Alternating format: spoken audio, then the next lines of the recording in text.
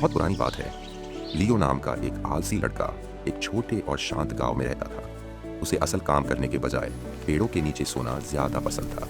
उसके माता पिता ने उसे अपने खेत के कामों में मदद करने के लिए मनाने की बहुत कोशिश की, लेकिन लियो हमेशा मेहनत से बचने के लिए कोई न कोई बहाना ढूंढ ही लेता था। एक दिन थॉमस नाम के एक समझदार बूढ़े बढ़ी उनके पड़ोस के घर में रहने आए। थॉमस अपने हाथ से बनाए हुए बेहद खूबसूरत और नक्काशीदार लकड़ी के फर्नीचर के लिए जाने जाते थे। उस बूढ़े आदमी के बारे में जानने के लिए उत्सुक लियो एक सुनहरी दोपहर को थॉमस के कारखाने में चला गया।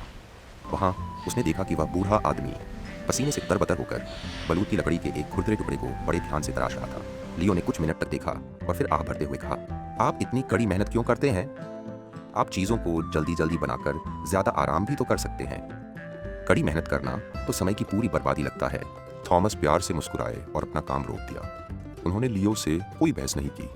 इसके बजाय उन्होंने दराज से धातु का एक छोटा, धुंधला और खुरदरा टुकड़ा निकाला। उन्होंने उसे एक खुरदरे सान पत्थर के साथ उस लड़के के हाथ में सौंप दिया। थॉमस ने कहा, अगर तुम इस बात को समझना चाहते हो तो धातु के इस टुकड़े को लो और रोज 2 घंटे इस पत्थर पर घिसने में बिताओ। अगर तुम 1 महीने तक पूरी लगन से ऐसा करते हो तो मैं तुम्हारे सामने एक बहुत बड़ा रहस्य खोलूंगा, लेकिन यह काम तुम्हें खुद ही करना होगा। लियो को यह एक अजीब सी मांग लगी, लेकिन एक रहस्य जानने की चाह ने उसे उत्सुक कर दिया। शुरुआती कुछ दिन बहुत कठिन थे। वह इसे छोड़ना चाहता था और मन ही मन बहुत झुंझला रहा था, मगर दूसरे हफ्ते तक आते आते कुछ बदलने लगा था। उसने ध्यान दिया कि धातु का वह खुरदरा और बदसूरत टुकड़ा अब अपना आकार बदलने लगा था। वह चिकना, चमकदार और धारदार होता जा रहा था। इस बदलाव को देखकर उत्साहित होकर लियो पूरी तरह से अपने इस रोज के काम में जुट गया। ठीक 1 महीने के बाद लियो वापस बढ़ई के कारखाने में पहुंचा। उसने बड़े गर्व से उस चीज को आगे बढ़ाया।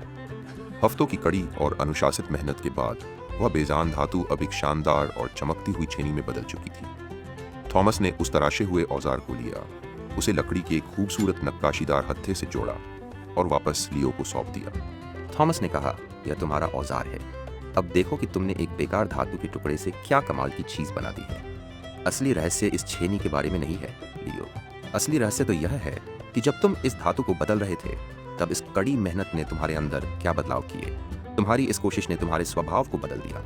इसने तुम्हें धैर्यवान, मजबूत और अनुशासित बना दिया। लियो ने नीचे उसके खुरदरे हो चुके हाथों को देखा और फिर उस शानदार औजार को जिसे उसने खुद तैयार किया था। वह आखिरकार समझ गया था कि कड़ी मेहनत का असली मोल सिर्फ आखिरी नतीजा या इनाम नहीं होता, बल्कि वह इंसान होता है जो आप उसे करते करते बन जाते हैं। उस दिन के बाद से लियो ने अपने हर काम में अपनी पूरी जान लगा दी और आगे चलकर वह गांव का सबसे सम्मानित कारीगर बन गया।